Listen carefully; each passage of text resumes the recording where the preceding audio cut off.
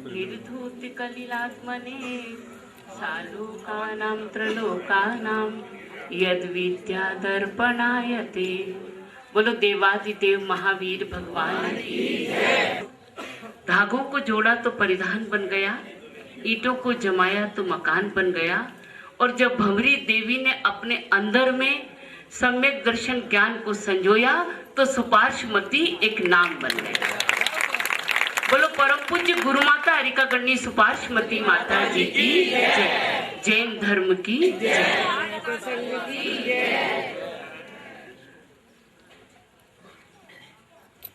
मुझे माता जी के साथ रहते हुए करीब 42 वर्ष हो गए। 42 वर्ष में माता जी रुग्ण तो बहुत बार हुए। एक बार कलकत्ते में इतने बीमार हुए कि खून की उल्टियां होने लगी, और रात को 1:30 बजे सारे वस्त्रों को छोड़कर हाथ पर हाथ रखकर बैठ गए, मुझे समाधि मरण करना है। उस समय कुछ अस्वस्थता थी, कुछ लोगों के मेरे पास फोन नंबर थे, तो मैंने उनको रात को 1 बजे फोन किया कि माता जी को ऐसा ऐसा हो गया, हम क्या करें। जय कुमार जी काला, कल्याण जी पाटनी, शांतिलाल जी बाकलीवाल, ये पुराने मुनि भक्त थे। मैं एक भक्ति की बात बताना चाह रही हूं आपको कि मुनि भक्त थे, और इतने भक्त थे कि अपने प्राणों की बाजी लगा देंगे, लेकिन हमारे गुरुओं को हम स्वस्थ और निर्मल रखने का प्रयास करने वाले थे। 1:30 बजे रात को अपने घर से निकले और बड़ा बाजार में पूरे दरवाजों में घर के नीचे सब लोगों को आवाज लगाते आए, विद्यालय में आओ रे, विद्यालय में आओ रे, सुपार्श्वमती जी बीमार है, सुपार्श्वमती बीमार है। 1:30, 2 बजे, 2:30 बजे के अंदर पूरा हॉल भर गया, जितने आज आप लोग यहाँ बैठे। 2-4 डॉक्टर और 2-4 वैद्य भी आ गए। जब उनको हमने सारी परिस्थितियां बताई तो उन्होंने कहा कि कौन सी बड़ी बात है, ऐसा थोड़ी कि स्वास्थ्य लाभ ना मिल पाएगा। आज तो जरा सा अगर साधु का स्वास्थ्य बिगड़ता है तो समाज ये सोचती कि इनकी समाधि करा दी जाए। आप बताइए, अगर कोई जरा सा स्वास्थ्य बिगड़े तो साधु की समाधि करना चाहिए या स्वास्थ्य लाभ देने का प्रयास करना चाहिए। हमारे कुंद स्वामी ने प्रवचन सार में लिखा, हम शास्त्री नगर में पढ़ते थे प्रवचन सार, और प्रवचन सार के पीछे के श्लोकों में लिखा, यद्यपि स्वास्थ्य लाभ करने के लिए औषधि सेवन साधु को करना पड़ेगा, और औषधि सेवन करने में लघु सावध्य है, कुछ पाप है, कुछ सावध्य होगा, लेकिन फिर भी स्वास्थ्य लाभ के लिए साधु को औषधि को ग्रहण करना चाहिए। क्यों? यदि वो अभी यहाँ अपनी समाधि मरण करके मर गया तो कहाँ जाएगा? देवों में जाएगा, असंयमी बनेगा। अरे जितने क्षण अगर संयम की साधना करता है, जितने क्षण अपनी संयम को बिताता है, उतने कर्मों की निर्जरा होगी। वहां जाकर असंयमी बनकर क्या प्राप्त कर सकोगे जी? हाँ, देव स्वर्गों में असंयम होता है, देव संयम को साधना नहीं कर सकते। कितनी बड़ी बात कुंद स्वामी ने लिखी। आज अगर थोड़ी सी अस्वस्थता होती है तो समाधि और संलेखना की बातें चलने लग जाती है। हम उन श्रावकों से पूछना चाहते हैं जी, हाँ, उनकी टीका में लिखा प्रवचन सार की। मैं आप ये पूछना चाहती कि श्रावक क्यों नहीं विचार करता कि मैं तो 80 बरस का हो गया, 82 बरस का हो गया, 85 बरस का हो गया और रोगों से आक्रांत हूं, मैं क्यों नहीं जाकर साधुओं के निकट मेरी संलेखना की साधना करने की तैयारी करूं। जरा सोचो तो सही कि संलेखना होती क्या है, संलेखना कैसी होती और कब की जाती है।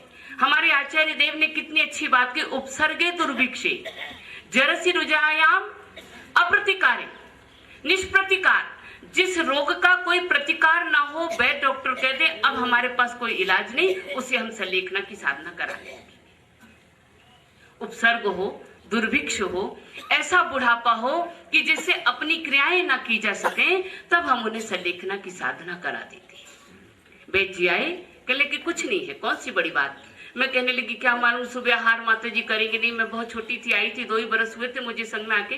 बोले कुछ नहीं है, थोड़ी सी सौंठ का पाउडर लाओ। सौंठ का पाउडर लाए, पेट के ऊपर सौंठ की ऐसी किनार बना के सब कुआ जैसा बना दिया, और उसके अंदर फिर आंवले का रस भर दिया, और कहा इनको 2 घंटे आराम करने दो। सुबह माता जी चल के और ऊपर चढ़ के और आहार की चर्या करेंगे। ऐसे चतुर वैद्य थे, ऐसे श्रावक थे जो साधुओं की चर्या को निभाने के लिए, चर्या का पालन करने के लिए स्वयं तत्पर होते थे।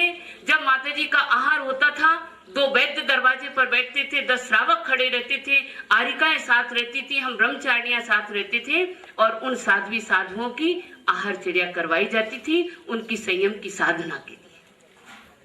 ना कि ये कह दिया जाता है अब क्या है, कर लो, सलेखना कर लो, समाधि कर लो।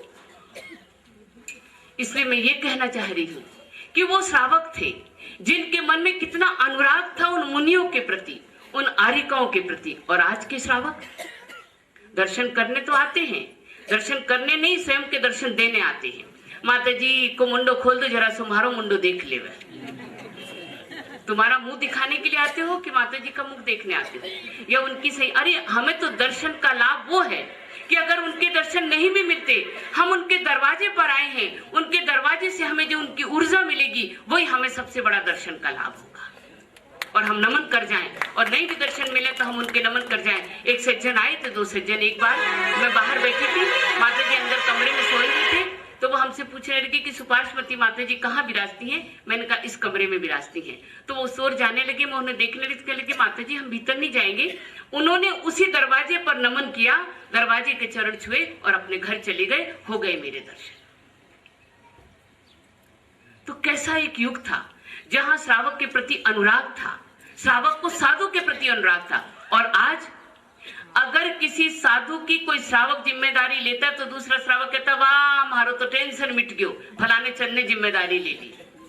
अरे टेंशन मिट गया कि तुम्हें ये कहना चाहिए कि अरे हम कितने अभागी हैं कि हमें साधु की सेवा करने का अवसर मिला था, वो अवसर छूट गया। ये भावना होती है क्या कभी? कुछ नहीं होती।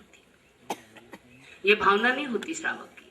बस ये होती कि अगर आपने खबर दे दो तो हम कोई डॉक्टर बुला लाएंगे, आप खबर दे दो तो हम वैद्य बुला लाएंगे, आप खबर दे दो तो हम दवाई ला कर दे देंगे, और आप खबर दे दो तो हम हीटर लगा देंगे, कूलर लगा देंगे, गीजर लगा देंगे। जो आपके पास उपलब्धता है उसको हम उपलब्ध करा देंगे। लेकिन हम साधु के अपने हाथों से बैयावृत्ति करने का समय नहीं निकाल सकते। माता जी के 1 वर्ष हो गया यहाँ आए, उसके 1 महीने के पश्चात से बुखार शुरू हो गया और आज 1 वर्ष हो गया। 1 वर्ष में माता जी ने 4 बार केसों का लुंचन भी किया है। ऐसा नहीं है कि माता जी बीमार पड़ गए तो केसलोच भी छोड़ दिया। माता जी बीमार पड़ गए तो हमने अनेक प्रकार की दवाइयां भी उन्होंने खा ली। माता जी बीमार पड़ गए तो शाम को उन्होंने पानी भी पी लिया होगा। हो सकता है ना, ऐसी कल्पनाएं कर लेगा श्रावक तो, क्या ऐसा भी हो सकता है? लेकिन नहीं, जिसके हृदय में अंतरंग में सम्यक दर्शन की ज्योति जगी है, जो ज्ञान दर्शन और चारित्र्य की त्रिवेणी में अवगाहन कर रहा है, भले हमारा कर्तव्य है, हम शिष्य हैं और आप नहीं जानते कि गुरु शिष्य का नाता कैसा होता है, शिष्य कैसे होने चाहिए और गुरु कैसे होने चाहिए, ये किताबों में लिखा और पढ़ा है, लेकिन वास्तव में अनुभूति नहीं की किसी ने। हम शिष्यों का कर्तव्य होता है, गुरु नहीं कहेंगे कि हमें डॉक्टर बुलाओ, गुरु नहीं कहेंगे कि हमें वैद्य बुलाओ, गुरु नहीं कहेंगे कि हमें औषधि दिलाओ, लेकिन हमारा कर्तव्य क्या है? हम बुलाएंगे कि नहीं बुलाएंगे? वैद्य को ना बुलाएं। अगर आप कर सकते तो को नहीं बुलाना, किसी वैद्य को बुलाएंगे। हम उनसे सलाह करेंगे, हम उनसे पूछेंगे क्या योग्य है क्या अयोग्य है, उसका भी हम चिंतन मनन करेंगे और देने के योग्य होने वाली वस्तु को हम देंगे, दें या ना दें। अगर आप लोग कहें तो सब बंद कर दिया जाए आहार पानी माता जी का, कल से लेखना की साधना शुरू करवा दी जाए। हम ये चाहते हैं कि जिस हारिका ने 55 वर्षों तक निरंतर 4 व्रतों का पालन करते हुए अटक से कटक तक जो अपने चरणों की रस से प्रत्येक क्षेत्र और प्रांत को पावन और पवित्र किया, एक एक अक्षय क्षेत्र और 30 क्षेत्रों की वंदना और दर्शन किए, मैं ये चाहती हूँ कि अंत समय तक उनके मुख से वही स्मरण होता रहे और वही क्षेत्रों की यादगार के साथ उनके प्राणों का विसर्जन हो। हम इस बात के लिए सचेतता रख रहे हैं और हमें ये नहीं है कि माता जी दीर्घजीवी बन जाए। कम से कम उनके मुख से जो धर्म की वाणी निकलती है। हमारे रमेश जी और जय कुमार जी आते हैं और वो कहते हैं माता जी की तबीयत नहीं, मैं कहती नहीं, तबीयत ठीक हो जाएगी, क्योंकि एक नेता को अगर मंच मिल जाए, माइक मिल जाए, माला मिल जाए तो बोलने लगता है। हमारे माता जी का भी ये थोड़ा सा व्यसन है कि अगर चर्चा करने वाले लोग आ जाएं तो माता जी की सारी बीमारी चली जाती है और बैठ जाते हैं और 1-2 घंटे तक चर्चा करने लगते हैं। तत्व चर्चा के रसिक है, ये इनका व्यसन है, शास्त्र का अध्ययन, तत्वों की चर्चा, और ये व्यसन होना ही चाहिए। अगर ये वचन नहीं तो हमारा जीवन भी व्यर्थ हो जाता है। अभी मैंने देखा कि माता जी ने अपने जीवन में इस 1 वर्ष में केश लुंछन करना, वही 1 दिन आहार और 1 दिन उपवास करना, लेकिन छूट रखी हुई थी कि अगर रुग्णता होगी, कोई बीमारी आ जाएगी, कोई अंतराय होगा, गर्मी कुछ होगी, तो जिस दिन उपवास उस दिन पानी रखा है। तो कुछ वैद्यों का, हमारे सुशील जी बाबा जी वैद्य आते तो कहने लगे माता जी जब आपने रखा है तो कोई अतिचार वाली बात नहीं है, तो जल ग्रहण कर सकते हैं। वो कभी कभी जब अत्यधिक उन्हें वो होती है, हम उन्हें तो क्या होती है, हम लोगों को आकुलता होती है कि माता जी को देखकर गर्मी बहुत लग रही है, गर्मी बहुत, हम लोग आग्रह करते हैं तो एक जल ग्रहण कर लेते हैं और बाकी उनकी सारी चर्या जो की तो चल रही है।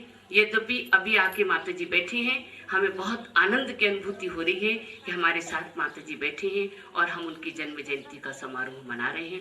हम तो यही कामना करेंगे कि माता जी के जो 5 वर्ष का जीवन अभी शेष है और उस 5 वर्ष के जीवन में माता जी के कितने भी 1-2 ग्रंथ अधूरे हैं, वो ग्रंथ पूरे करें और ना जाने और कितनी दीक्षाएं देकर, ना जाने और कितनों को शिक्षा देकर सन्मार्ग को लगाने का प्रयास करें। इसी कामना के साथ हम उनकी सेवा वैयावृत्ति करते हैं, क्योंकि हमारी इंदुमती माता जी बड़े थे और ये छोटे थे। समर्पित तन समर्पित मन समर्पित, जो मिला वो धन समर्पित, श्वास के भंडार में से, श्वास के भंडार में से आखिरी भी श्वास अर्पित, श्वास के भंडार में से आखिरी भी श्वास अर्पित, तन समर्पित मन समर्पित, जो मिला वो धन समर्पित। आचार्य वर्धमान सागर महाराज ने जब सुना कि माता जी का स्वास्थ्य ठीक नहीं है, देखिए ये वात्सल्य है गुरु के मन में शिष्य के प्रति। और वो बुंदेलखंड की यात्रा जा रहे थे, बनारस तक पहुंच गए और जैसे माता जी के स्वास्थ्य की बात सुनी, सारे बुंदेलखंड की यात्रा कैंसिल कर दी और सीधे जयपुर आ रहे हैं कि मुझे माता जी के अति निकट जाना है।